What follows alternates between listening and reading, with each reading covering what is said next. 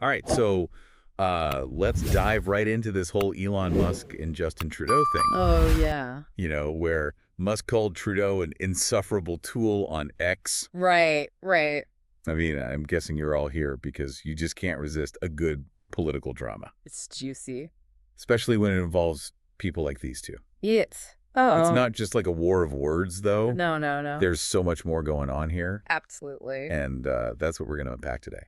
Yeah, it's interesting because this is like just one little piece of this long, complicated story between the U.S. and Canada. Yeah. I mean, things have been simmering for a while, Yeah. and this is kind of like bringing it all to a boil. So we need to go back a bit, right, to like the root of all this tension. Exactly. And to do that, we have to look at the bigger picture, the whole U.S.-Canada relationship, Right. especially under this new Trump administration. Yeah. Let's not forget, Trump has a history of making, shall we say, colorful remarks about Canada and Trudeau.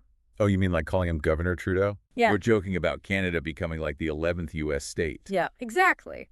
Yeah, that's not exactly building any bridges. Not really, no, but those comments, even though they were probably meant as jokes, Right. they reveal that there's some underlying tension. Right. And that tension comes from some pretty fundamental differences in like political ideology and their priorities.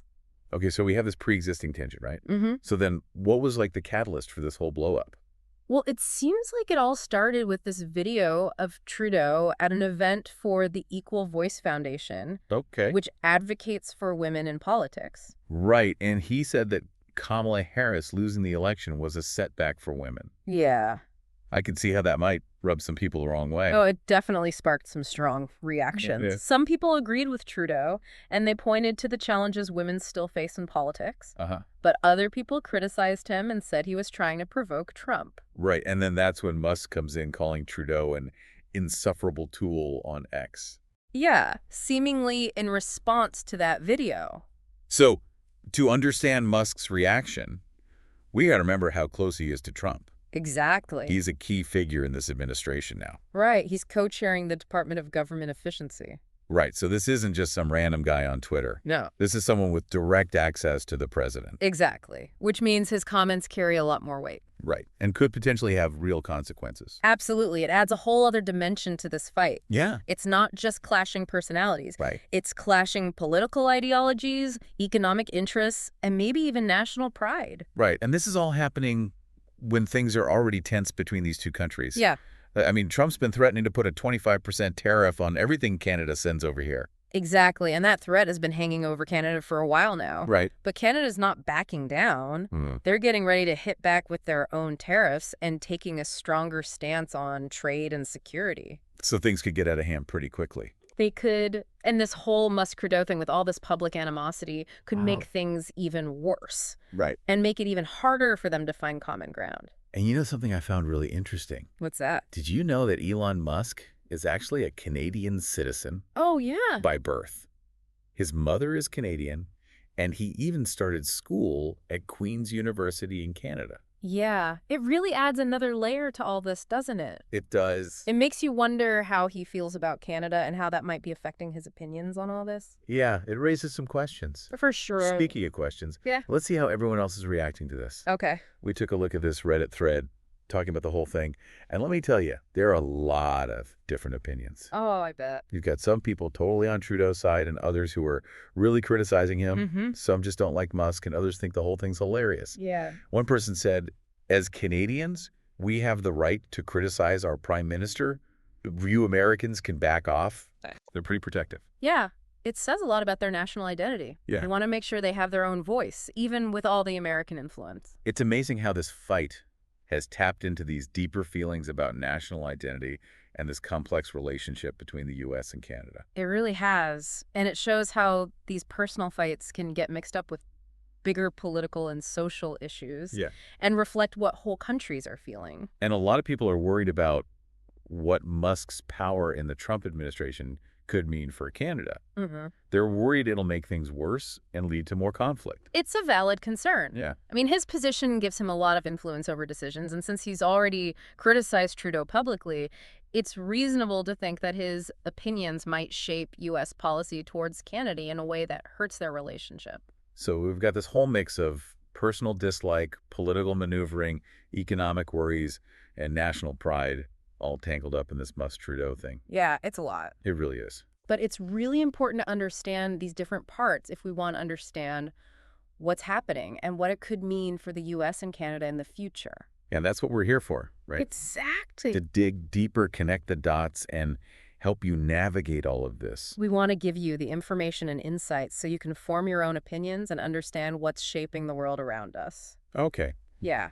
It's amazing how this shows how much personality matters in global politics. Oh, yeah. It's like it's not just about the policies anymore. Exactly. It's like the relationships between the leaders matter just as much. Especially now with social media. Right. Every little comment, every tweet gets blown up and analyzed. Yeah, like Musk's comment about Trudeau. Exactly. It wasn't some official statement. Right. It was a personal attack online. And yet it's having a real impact. Yeah, it makes you think about how personal opinions and actual policy are getting all mixed up. Yeah. I mean, when someone like Musk, who's so close to the administration, says something like that publicly, it's hard to know if that's what the government thinks, too. So it's like social media is giving people like Musk the power to shape global politics. Absolutely. And that power can be used for good or bad. Right. And in this case, it seems like it's just making things worse. Yeah, fanning the flames. Okay, so let's talk about some of that tension. Okay. Specifically the economic stuff. Yeah. Trump threatening a 25% tariff on everything from Canada is a big deal. Huge. And it's not just an empty threat. Right. If those tariffs actually happen, it would really hurt both countries. How bad are we talking? Well, for Canada, it would hit industries like car manufacturing, lumber, and agriculture the hardest. Yeah. Those industries really depend on selling to the U.S. Right. And a 25% tariff would make their stuff way more expensive. So we could see people losing jobs, factories closing down. Yeah, and a general economic slowdown. Ouch. And what about us? How would it hit the U.S.? Well, American consumers would probably end up paying more for Canadian stuff. Uh-huh. Everything from cars to maple syrup and American companies that get their supplies from Canada. They'd also face higher costs, which could hurt their profits. So basically everybody loses. Pretty much. Yeah. Trade wars rarely have winners. Right. They mess up supply chains, make prices go up, and slow down economic growth for everyone. And on top of that, we've got political and personal issues mixed in with the economics. Exactly. It's not just about money. Right. It's about national pride, political beliefs, and personal grudges. And that makes it even harder to fix things. For sure, when you throw anger and resentment into the mix, it's a lot harder to negotiate and find a compromise that works for everyone. So how do we even start to untangle this mess? Well, both sides need to work together to calm things down. Okay. The first thing is to stop with all the aggressive talk. Right. Public insults and threats, whether it's on social media or from officials, just make things worse and harder to find common ground. Makes sense. But it's not just about the words, right? It's about actions, too. Exactly. They both need to show they're willing to compromise. Maybe Canada needs to rethink some policies the U.S. doesn't like, and the U.S. might need to back off on some of its demands. But finding that middle ground is going to be tough. Yeah. Especially with someone like Musk in the administration who seems to want to fight. It's going to be challenging for sure, but it's important to remember that the U.S. and Canada have a long history of working together, and they have a lot of the same goals. Right. We're neighbors, allies, and our economies depend on each other. Yeah. It's in both our best interests to find a way to work together. So what can everyday people do to help make things better? I think it starts with understanding the issues and not oversimplifying things or demonizing the other side. It's easy to get caught up in the emotions, especially online. Yeah, we need to step back, breathe, and try to understand the nuances of the situation. So we need to have respectful conversations, listen to different perspectives. Exactly, and try to find solutions that work for both countries. We also need to hold our leaders accountable, urging them to do things that promote cooperation and benefit everyone. So you're saying we can't just sit around and wait for the politicians to fix it? Right. We have to be involved as citizens. Okay, let's go back to what you said about how personality matters so much in global politics now. Okay. This Musk-Trudeau fight is a perfect example of how personal stuff can have real consequences. It really is, and it makes you wonder what kind of leaders we need in this day and age with social media and instant communication. Do we need leaders who are super charismatic and good with the media? Or do we need leaders who are thoughtful, diplomatic, and can handle these complicated global challenges? That's the million-dollar question. It is. But this Musk-Trudeau thing has given us a lot to think about. Yeah. It's a reminder that leadership isn't just about personality or being popular. Right. It's about wisdom, good judgment and wanting to do what's best for everyone. And it's a reminder that the things our leaders say and do can really affect people's lives. Absolutely. And as citizens, we have to make sure they're held accountable for those choices. Okay, so we've covered a lot here. The history between the U.S. and Canada, the economics of this tariff, fight the role of personality in global politics, and what citizens can do. And we've looked at how complicated this whole Musk-Trudeau thing is. Yeah? Trying to understand why it's happening, what people are worried about, and what the consequences might be. It feels like we've just scratched the surface, though. There's definitely more to explore. Yeah. And that's what's great about a deep dive like this. Yeah. It makes you want to keep learning and asking questions. And keep talking about it. This whole Musk-Trudeau thing has really got me thinking. Yeah. About how it kind of reflects a bigger trend we're seeing in politics these days. Yeah. And even just like society in general. Oh, totally. This isn't just some random thing happening in isolation. Yeah. It's the symptom of a change in how we talk to each other and interact, especially online. It's like we've forgotten how to disagree without getting nasty. How to have those complicated conversations. Yeah. You know, and how to find that common ground. Everything's just so black and white, so polarized. And social media makes it worse. Right. You end up in these echo chambers where you only see stuff you already agree with. Yeah. And it's all about being outraged and emotional instead of actually thinking things through.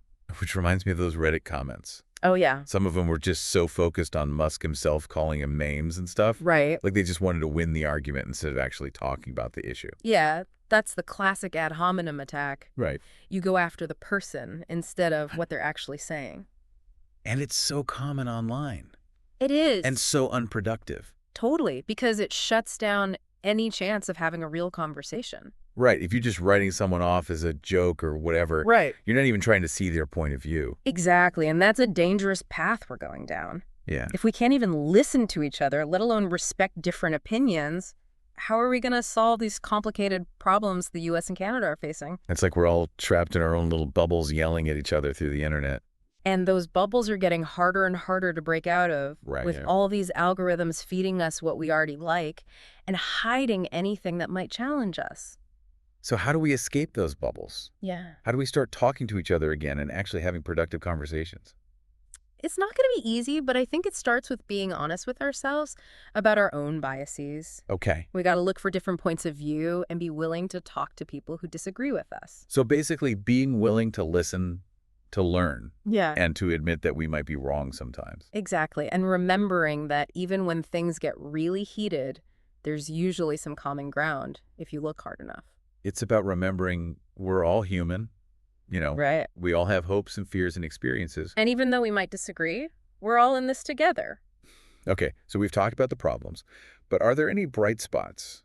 Are there reasons to feel optimistic about the U.S. and Canada? I think there's always hope. Yeah. I mean, the U.S. and Canada have a long history of friendship and working together. We share values, we share a border, and our economies depend on each other. Plus, we both love hockey. Exactly.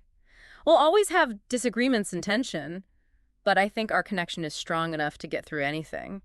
So what can we do to make that connection stronger and build a better future? Well, we can support groups that encourage people from both countries to talk and work together. Right. And we can try to learn more about Canadian culture and history and just connect with our Canadian neighbors in meaningful ways. And maybe this whole Musk-Trudeau thing will make us think about how we talk to each other and how we can build more respectful relationships, both online and in person. That's a great point. It reminds us that even when we're fighting, there's always a chance to grow and learn. I think that's a good place to wrap things up. Yeah. This has been a really interesting deep dive, full of insights and stuff to think about. Lots to unpack. I hope everyone listening has enjoyed it as much as we have. And keep exploring, keep asking questions, and keep the conversation going. We'll see you next time.